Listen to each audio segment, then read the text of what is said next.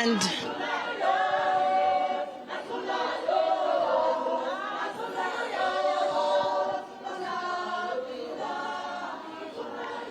choir sounds absolutely amazing. They're just trying to warm us up on this very cold morning here at the Johannesburg Correctional Centre. And we are in the female section of this facility. And I'm joined now as we continue to tell the story of what happens here. And I must just first indicate we've moved now to the mother and child section of this particular facility. As you can see, brightly painted. We understand at the moment there are about 25 babies who are here with their mothers. And really heart-wrenching stories in that regard, because as you can imagine, the children can only stay with their mothers up until the age of 2. And what happens then after that, if there's no family to take the children, they go into the system. So we'll talk more about that. But right now I'm joined by the National Commissioner, and he's the Commissioner for Correctional Services. And this is Commissioner Thobakgale. Thanks so much for your time. Good to see you. So we are here at the centre, but let's just first get a national picture of female facilities across the country. I understand we have about 25, but what is the state of all of those? Well, our facilities are currently experiencing overcrowding. 2 years ago, we had around 4,000 female inmates. Now we have more than 6,000. So the numbers continue to increase. You know, here at Johannesburg Correctional Facility, we have around 1,800. And you have also indicated the number of babies we have incarcerated here. These are numbers that we were not experiencing in the past 2 years or before. So it's quite worrying because it affects the functionality of our facilities. And also it affects the reach of our own employees, because when the numbers increase and on the other side we do not have a budget to employ more employees, it means the attention that we're supposed to give to the offenders with regards to rehabilitation programs, with regards to correctional programs, gets affected. So in terms of the population here, we understand this is the highest female prison population in the country at this particular centre.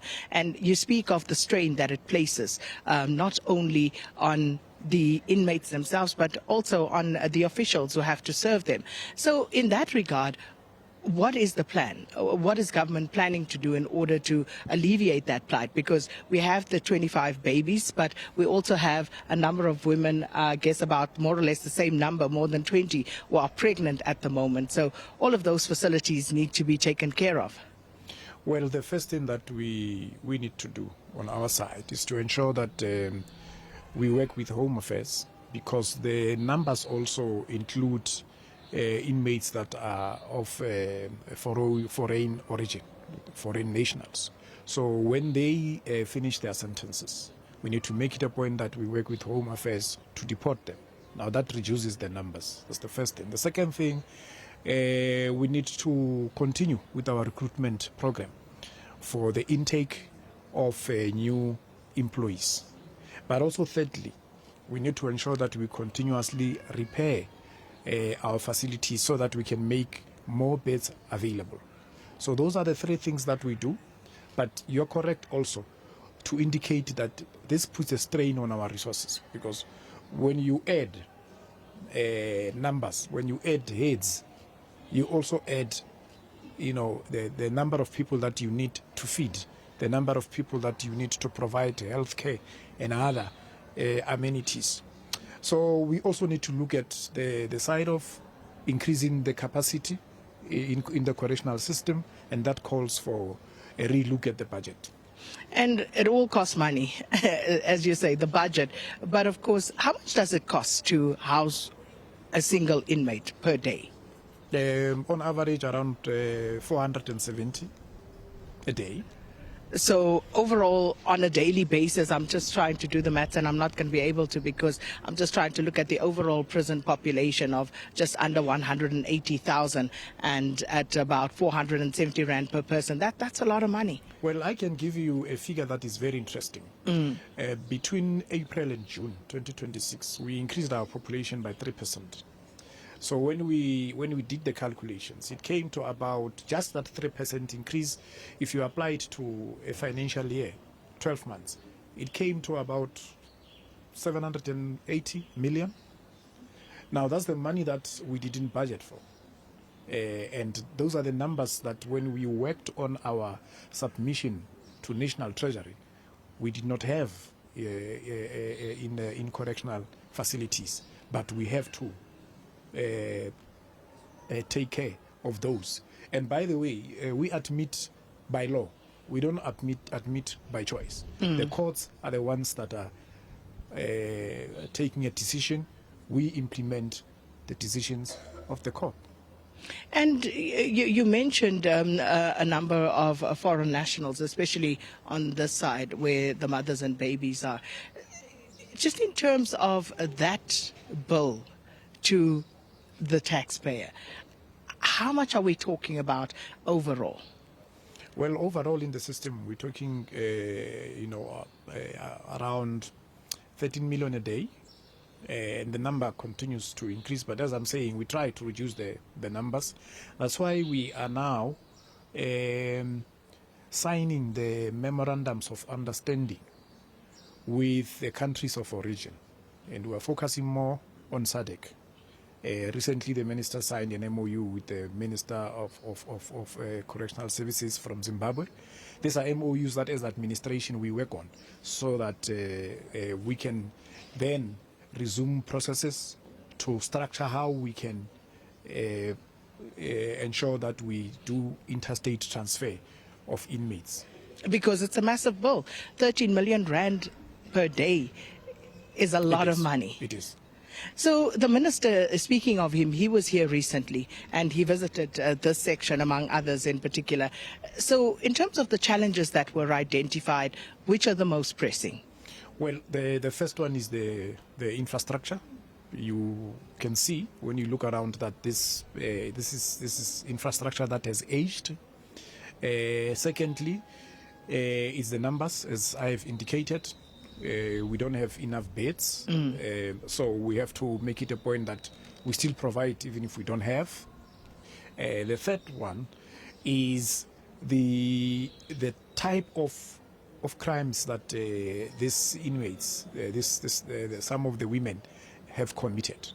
They need intensive correctional programs. They need intensive rehabilitation programs. So those are the three main challenges. But what is also interesting is that we are struggling with the families, and that is worrying, because when an inmate completes a sentence, they need to go back to the society. They need to be reintegrated. And the point of reintegration is actually the families. Now, we spoke about the issue of the babies, that we have more or less 25 babies. They are here for only 2 years. After that, they need to be taken care of outside a correctional facility. So it is important for an inmate from the first day of admission in a correctional facility not to lose touch with the family or to have that link with the family. So the family visits for us are very important. And that's one of the areas that are giving us problems, how to ensure that we sustain the interaction between the inmates and their families. Because from a number of the ladies, they have indicated that they don't receive visits from their families, which, of course, as you say, is also partly problematic. But we often see you conducting raids, and those are generally at male population centers. So in terms of the female population centers, do you do the raids, and do you find the sort of contraband here that you find with the men? Well, honestly speaking, with the female population, we do not experience the security, the security problems that we experience with the male inmates. Even the types of contrabands that we get would not be, your sharp objects, would not be drugs, it would be a cell phone, objects that are not harmful. But again, they are few as compared to what we experience in the male sections. And the other thing, with the female sections, they are always clean. They are always orderly.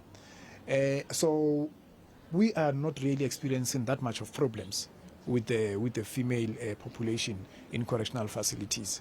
The main problem is the male population, with high levels of security incidents and proliferation of contrabands. And that's why our raids are more intensified on that other side of the males as compared to the females. We do raids. I mean, this month is the August month. So our female officials are very active as part of also ensuring that there's high levels of supervision at the female centers. Well, thanks so much, Commissioner, for speaking to us and, just getting a sense and a picture of what is going on. And very often, I think we labor under the misconception that it's a holiday in here. I can tell you it is not. Just from the sheer cold that you experience, as you can imagine, these concrete floors, and it's extremely cold. And you can trying to sleep through that and just to function normally. But also, we talk about what it costs to house an inmate at these facilities. But I can tell you, had a look at the menus, and no, it's not as glamorous as we may think it is. That being said, it is, however, very costly for the South African taxpayer, but it is something that needs to be done.